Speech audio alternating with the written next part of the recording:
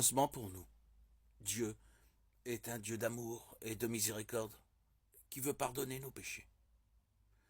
2 Pierre 3,9 nous dit « Il fait preuve de patience envers nous, voulant qu'aucun ne périsse, mais que tous parviennent à la repentance. » Parce que Dieu veut que nous soyons pardonnés, il nous a donné le moyen d'y parvenir. Le seul juste châtiment pour nos péchés, c'est la mort. La première moitié de Romains 6, 23 déclare en effet « Le salaire du péché, c'est la mort. » La mort éternelle est la conséquence que nous méritons pour nos péchés. Mais Dieu, dans son plan parfait, s'est fait homme en Jésus-Christ. Jean 1, 1, 14. Jésus est mort sur la croix pour prendre sur lui la condamnation que nous méritions, la mort. 2 Corinthiens 5, 21 nous apprend « En effet, celui qui n'a pas connu le péché, il l'a fait devenir péché pour nous, afin qu'en lui, nous devenions justice de Dieu. » Jésus est mort sur la croix pour prendre sur lui la punition que nous méritions. Puisqu'il était lui-même Dieu, la mort de Jésus accorde le pardon des péchés à toute l'humanité.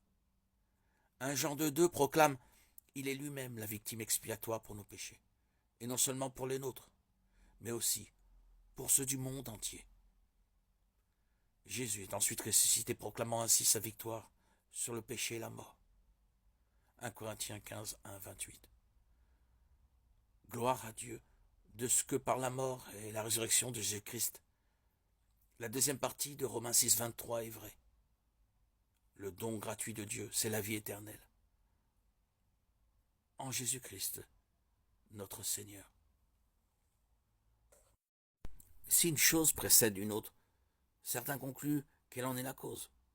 C'est l'erreur de la fausse cause. Si un coq chante tous les matins avant le lever du soleil, cela ne veut pas dire qu'il cause le lever du soleil. Même si les récits pré-chrétiens de divinités mythologiques ressemblaient beaucoup à l'histoire de Christ, cela ne voudrait pas dire que les auteurs de l'Évangile aient inventé Jésus en se fondant sur ces récits. Cela reviendrait à dire que la série télévisée Star Trek est à l'origine du programme spatial de la NASA. Les erreurs de terminologie surviennent lorsque les mots reçoivent une définition nouvelle censée avoir valeur de preuve. Certains exégètes disent que Horus a commencé son ministère à tel ou tel moment, mais le terme ministère dans cette phrase est détourné de son sens original. Horus n'avait pas de ministère semblable à celui de Jésus. Les partisans du lien entre Mithra et Jésus évoquent le baptême d'initiation des nouveaux adeptes du culte de Mithra. Mais de quoi s'agit-il? Les prêtres de Mithra mettaient les initiés dans une fosse, attachaient un taureau au-dessus de la fosse et lui ouvraient l'estomac pour les couvrir de sang. Cette pratique ne ressemble en rien au baptême chrétien dans lequel la personne est plongée dans l'eau pour rappeler la mort de Christ, puis ressort de l'eau pour rappeler sa résurrection.